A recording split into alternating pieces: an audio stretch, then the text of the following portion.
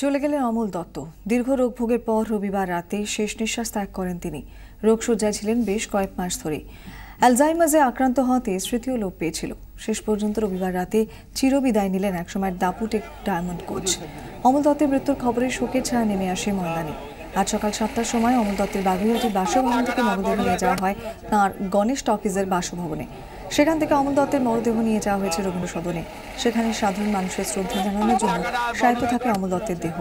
সেখানেই অমল দত্তকে শেষ শ্রদ্ধা জানান মুখ্যমন্ত্রী মমতা বন্দ্যোপাধ্যায়। রবীন্দ্র সদন থেকে পরে অমল দত্তের নিথর দেহ নিয়ে আসা হয় ইস্টবেঙ্গল আর মোহনবাগান ক্লাবে। এরপর নিমতলা শ্মশানে হয় শেষকৃত্য।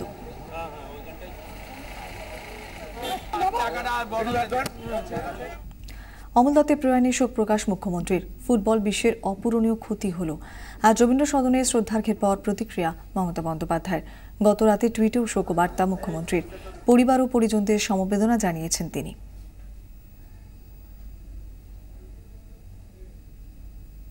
অমলদার মৃত্যু আমাদের কাছে একটা বড়, এটা আমাদের জাতি, আমরা অনেক কিছু হারিয়েছি। উনি ফুটবলের শুধু একজন কিংবদন্তি ছিলেন না, তিনি একজন ফুটবলের খুব শৃঙ্খলা পরায়ণ, ডেডিকেটেড একজন ফুটবল প্রেমী ও ফুটবল শিক্ষকও ছিলেন। তার অভাব অপূরণীয়, উনি আমাদের গর্ব। তাই ওনার শেষকৃত্য আমরা রাজ্য সরকারের স্টেট অনারের মাধ্যমে কমপ্লিট করব। ওনাকে জ্ঞান স্যালুট দিয়ে শেষকৃত্যে সম্মান জানানো হবে। তার কাজের মধ্যে দিয়ে একটা মানুষ হয়তো চলে যায়, ফিরে আসে না পার্থিব জগৎ থেকে, কিন্তু তার কাজ বেঁচে থাকে। এবং আমি শোভন এখানে আছি, আমি বলবো বিশেষ করে শৈলেন মান্না, অমল দত্ত, যারা ফুটবলের কিংবদন্তি, বিভিন্ন ইভেন্টে বিভিন্ন সকলেই আছেন, তাদের নামে দুটি রাস্তা করে দেওয়ার জন্য। এবং আমরাও বাংলায় অনেক স্টেডিয়াম করছি, এই সমস্ত মানুষদের নামাঙ্কিত করে এক একটা স্টেডিয়াম উৎসর্গ করবার জন্য, এটাও আমরা সিদ্ধান্ত নিয়েছি। অমল দত্তের মরদেহ নিয়ে রাজনীতি করছে শাসক দল। তৃণমূলের বিরুদ্ধে তোপ দাগলেন বিজেপি নেতা রাহুল সিনহা। জবাব দিতে গিয়ে রাহুলের বিরুদ্ধে পাল্টা রাজনীতি করার অভিযোগ এনেছেন পুরমন্ত্রী ফিরহাদ হাকিম। অমল দত্তর মৃত্যু নিয়ে শাসক দল রাজনীতি করেছে। 12টা থেকে 2টো পর্যন্ত রবীন্দ্র সদনে দেহ শায়িত থাকবে এ পূর্ব ঘোষণা করে হঠাৎ মুখ্যমন্ত্রীর যেই মালা দেওয়া হয়ে গেল, আর যাতে অন্য কোনো রাজনৈতিক দল বা অন্য কেউ মালা দিতে না পারে তার জন্য তড়িঘড়ি ডেড বডিটাকে বের করে নিয়ে চলে আসা হলো। আমি তো ইস্টবেঙ্গল ক্লাব, মোহনবাগান ক্লাব ঘুরে এখানে এসেছি এবং যানজটে শেষ মুহূর্তে এসে আমি পৌঁছেছি। কিন্তু আমার বক্তব্য হচ্ছে এটা সম্পূর্ণ একটা নোংরা রাজনীতি।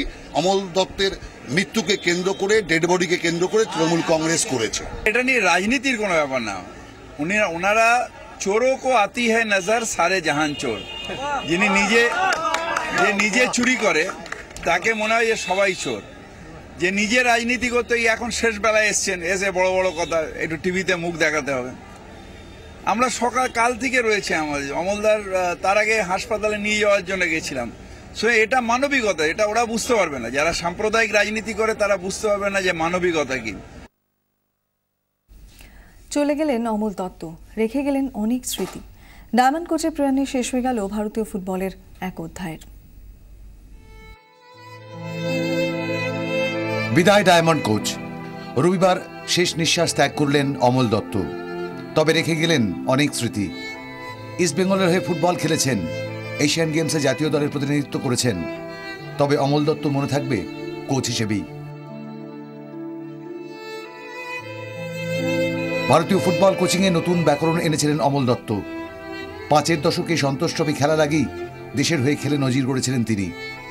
খেলতে খেলতে কোচিংয়ে আসা তাঁর। কোচিং শেখার লক্ষ্যে ইংল্যান্ডে পাড়ি দেন অমল দত্ত। আর্থিক প্রতিবন্ধকতায় একটা সময় থমকে যেতে বসেছিল তার বিদেশ যাওয়া। শেষ পর্যন্ত পাশে এসে দাঁড়ান তার স্ত্রী। বিদেশ থেকে ফিরেই পুরোদমে কোচিং শুরু। তার প্রথম বড় ক্লাব ইস্টবেঙ্গল। 1963 সালে মরশুমের মাঝপথে লাল হলুদের দায়িত্ব নেন।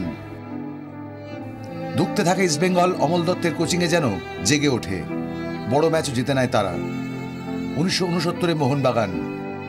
অমল দত্তের হাত ধরে দিমুকুট যেতে সবুজ বেরুন। তারপর ময়দানের 3 প্রধানেই ঘুরিয়ে ফিরিয়ে কোচিং করিয়েছেন তিনি। 1997 সালে মোহনবাগানে ডায়মন্ড সিস্টেম নিয়ে আসেন অমল দত্ত। ময়দানে যেন জোয়ার আসে। সে বছর ফেডারেশন কাপে মোহনবাগান ইস্টবেঙ্গল ম্যাচে উপচে পড়েছিল যুবভারতী। ৯-এর দশকের মাঝামাঝি পিকে ব্যানার্জি আর অমল দত্তের কোচিং ফর্মুলা এখনও চর্চার শীর্ষে। স্বল্প সময়ের জন্য জাতীয় দলের দায়িত্ব সামলেছিলেন। জাতীয় দলের কোচ হিসেবে জিতেছিলেন সাফ কাপও। দ্রোণাচার্য পুরস্কার তিনি পাননি, তবে অনেক ফুটবলারের কাছেই তিনি ছিলেন দ্রোণাচার্য। অনেক কিছুই তার পাওয়ার ছিল, তিনি পাননি, ব্রাত্যই থেকে গেছেন। বলাই যায় অমল দত্তের প্রয়াণের সাথে ভারতীয় ফুটবলে শেষ হয়ে গেল এক অধ্যায়ের। ব্যুরো রিপোর্ট, 24 ঘন্টা।